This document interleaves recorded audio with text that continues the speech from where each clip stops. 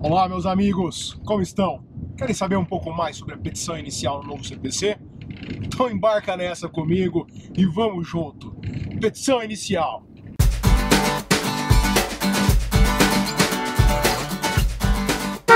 É o seguinte, nós vamos falar hoje sobre a petição inicial no novo CPC. Vocês podem estar percebendo aqui que eu estou dirigindo, né? E como o falante de processo está um pouco demorado para recomeçar por absoluta falta de tempo, eu resolvi gravar alguns vídeos aqui no trânsito mesmo, a única hora que eu consegui parar um segundo para conversar um pouquinho com vocês sobre o novo CPC. Vamos falar hoje sobre a petição inicial, dar o pontapé inicial nessa série de vídeos do falando de processo no trânsito, com o primeiro ato do processo, que é a petição inicial. O que mudou, Antônio, na petição inicial do CPC de 2015? Vejam, os requisitos da petição inicial estão lá no artigo 319 do Código. Se você comparar o 319 com o 282 do Código 73, você vai ver que não tem muita diferença. Tá? O inciso 1 fala lá que a petição inicial indicará o juízo que é dirigida. Nós já sabíamos disso, né? Nós temos no inciso 2 uma melhora da qualificação das partes. Ele fala lá que na petição inicial o autor deverá indicar os nomes, os prenomes, o estado civil, a existência de união estável, a profissão, o número do CPF ou CNPJ do autor e do réu, e também o endereço eletrônico e o domicílio. Vejam, esses elementos estão lá no código como sendo os elementos de qualificação das partes. É indispensável que o autor indique estes elementos na sua petição inicial para que não haja dúvida nenhuma a respeito da sua própria qualificação e ele traga todos os elementos que o identifiquem.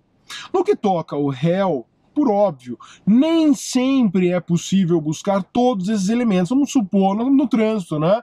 Uma responsabilidade civil extracontratual decorrente de acidente de trânsito.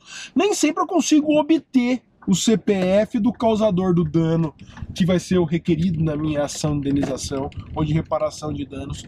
Então, nesse caso, o CPF não é um elemento obrigatório. É exatamente isso que os parágrafos 1º, 2º e 3º do artigo 319 nos dizem. Mas preferencialmente as partes devem indicar isso. Me parece que do autor é indispensável que ele assim o faça.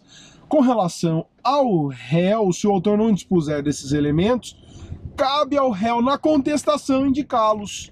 Esse requisito também é um requisito da contestação em razão disso. O inciso 3 fala a respeito da causa de pedir, que deve ser exposto os fatos e os fundamentos jurídicos, né? Continua adotando a teoria da substanciação. O inciso 4 estabelece o pedido e as suas especificações. O inciso 5, o valor da causa. E aí o inciso 6 diz as provas com que o autor pretende demonstrar a verdade dos fatos alegados. Atenção, meus amigos, me parece aqui que é indispensável desde o início do processo que a parte já indique quais sejam as provas que ele pretende produzir durante a instrução processual para os fatos alegados. Antônio, quer dizer então que se ele não indicar aqui um meio de prova, estará preclusa essa oportunidade? Não. Não, se você pegar lá o 348 do Código, ele fala lá, olha, no caso de revelia e não sendo aplicável a presunção de veracidade ao autor, ele será intimado para especificar as provas. Não falam isso com relação aos demais atos de especificação de provas, né? Os demais oportunidades de especificação de provas, para lide em geral, autor e réu, processo normal em que foi contestado, né? Mas parece que é indispensável que haja essa fase, o código não fala dela, mas é indispensável a fase da especificação de provas, inclusive porque o contraditório já foi instaurado e nós temos ali fatos incontroversos, nós temos com o incremento da contestação dos fatos modificativos, impeditivos, extintivos trazidos pelo réu, surge ao autor novas circunstâncias que podem temperar os seus ônus probatórios e os meios que ele quer utilizar, ele vai ter nova oportunidade para especificar provas. Mas como o código, esse novo processo civil, em razão da boa-fé objetiva, não admite as cartas nas mangas, né, a surpresa, me parece que o código exige do autor a indicação desde já das provas, concretamente, que ele pretende produzir. E aí, inciso 7, ele fala o seguinte: a opção do autor pela realização ou não de audiência de conciliação ou mediação. E aí muita gente está falando assim, então quer dizer que se o autor não manifesta o seu interesse ou desinteresse na audiência de conciliação ou de mediação, que é o segundo ato do processo, digamos assim, depois da decisão inicial, é o ato subsequente, né? Vem antes da contestação, inclusive. Se ele não indica que quer ou não quer, eu vou ter que mandar emendar a petição inicial?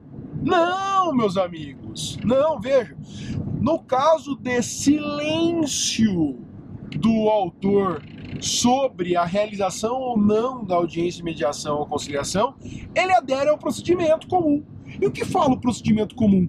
Que, não havendo a manifestação por ambas as partes da desistência da audiência, ela vai acontecer. Então o que acontece? Acontece que o autor optou pela audiência, ele optou pelo procedimento, tá bem? Então não é necessária emenda nesse caso. Isso aqui não é tipicamente um requisito da petição inicial. É importante que vocês estejam atentos a este detalhe, tá bem? Então, apenas quando houver um defeito com relação aos demais requisitos é que haverá que emenda por falta de requisito. Só mais um detalhe antes de a gente fechar os requisitos da petição inicial. Vejam que não existe mais aqui como requisito da petição inicial a necessidade de pedido para citação do réu. Isso é óbvio, né? Se eu ajuizo uma ação, por óbvio, o que eu quero é citar o réu buscando uma decisão de mérito. Óbvio. É para isso que eu estou aqui. O artigo 4º do Código de Processo Civil estabelece o princípio da primazia do julgamento de mérito, determina de forma quase que absoluta a necessidade de citação do réu como um efeito decorrente do ajuizamento da petição inicial.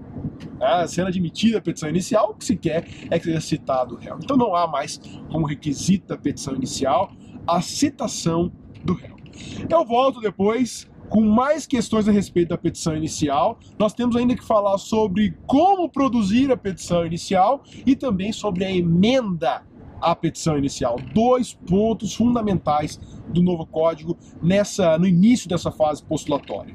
Obrigado por ter vindo nessa viagem comigo. Eu já estou na metade do meu caminho e eu volto depois com mais sobre a petição inicial. Um forte abraço, pessoal, e até a próxima. Tchau, tchau.